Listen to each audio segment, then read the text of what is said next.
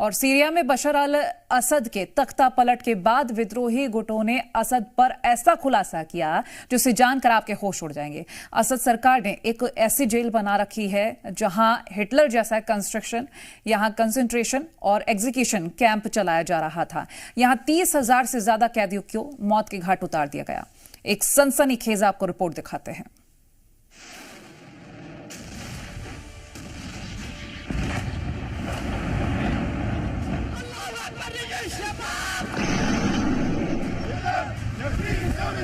Syria में मानव कत्लगाह का खुलासा।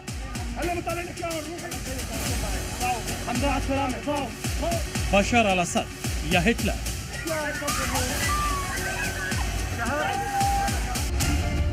क्या सीरिया में भी हिटलर के होलोकॉस्ट की तरह कंस्ट्रक्शन और एग्जीक्यूशन कैंप्स चला रहे थे बशर अल असद? ये सवाल इसलिए बड़ा है क्योंकि बशर के तख्ता पलट के बाद सीरिया पर बहुत बड़ा खुलासा हुआ है। सीरिया की राजधानी दमिश्क के पास बशर अल असद के पिता हाफिज अल असद ने एक ऐसी जेल बनाई थी जिसका इस्तेमाल सीरियाई सरकार के विरोधियों को बंदी बनाने के लिए किया जाता था। इसे मानव कत्लगाह कहा जाता है क्योंकि यहाँ बंदियों पर अमानवीय जुल्म किया जाता था। आपको सायद नाया जेल के बारे में डिटेल में आगे बताएंगे। पहले यहाँ से आई इन दर्दनाक तस्वीरों को देखिए।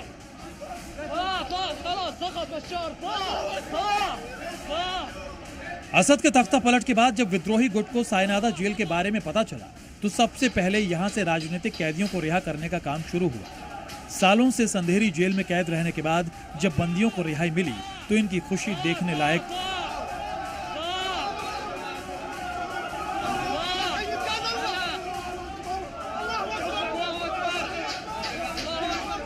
फर्श पर सरकते इस बंदी को देखिए। इसे देखकर अंदाजा लगाया जा सकता है कि इस पर कितना जुल्म किया गया होगा, इसे कितनी यातनाएं दी गई होंगी। बशर अल असद की सायद नाया जेल में कई कैदी तो 1980 से ही बंद हैं, जिन्होंने 40 से 42 साल से मॉडर्न ग्लोबल वर्ल्ड के बारे में ना देखा न सुना। इनमें से कुछ ऐसे कैदी भी हैं जिनके लिए दुनिया रेडियो टेप रिकॉर्डर तक सीमित रह गई। इन कैदियों ने न मोबाइल देखा, न लैपटॉप और न ही स्मार्ट वॉच के बारे में कुछ जाना।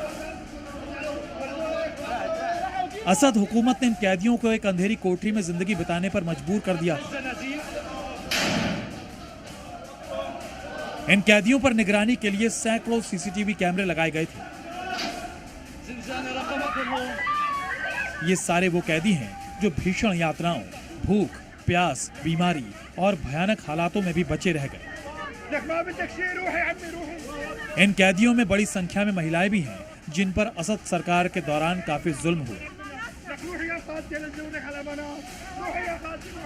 अब आपको सायद नाया जेल के बारे में बताते हैं। ये जेल 1980 के दशक में दमिश्क से 30 किलोमीटर उत्तर में एक छोटे से शहर में बनाई गई। इस जेल का ऑपरेशन सीरियाई मिलिट्री पुलिस देखती थी। इसमें मुख्य रूप से राजनीतिक बंदी रखे जाते थे जो सीरियाई सरकार के विरोधी थे। सायद नाया जेल में बंदियों पर अमानवीय जुल्म किया जाता था जिससे वो असद हुकूमत का विरोध ना कर सके। इसके लिए सायद नाया जेल में दो खास इमारतें थी, एक लाल भवन और दूसरी सफेद भवन। लाल भवन में मुख्य रूप से सामान्य नागरिकों को रखा जाता था, जबकि सफेद भवन में उन लोगों को रखा जाता था जिनसे असद सरकार को खतरा था। सफेद भवन में बंदियों को गंभीर शारीरिक और मानसिक यातनाएं दी जाती थी। इसके लिए जेल में खास एग्जीक्यूशन रूम था जहां कैदियों को फांसी देने के लिए लाया जाता था। एग्जीक्यूशन रूम में 10 से 20 फांसी के फंदे होते थे। यहाँ पर बड़ी संख्या में कैदियों की हत्या भी की जाती थी।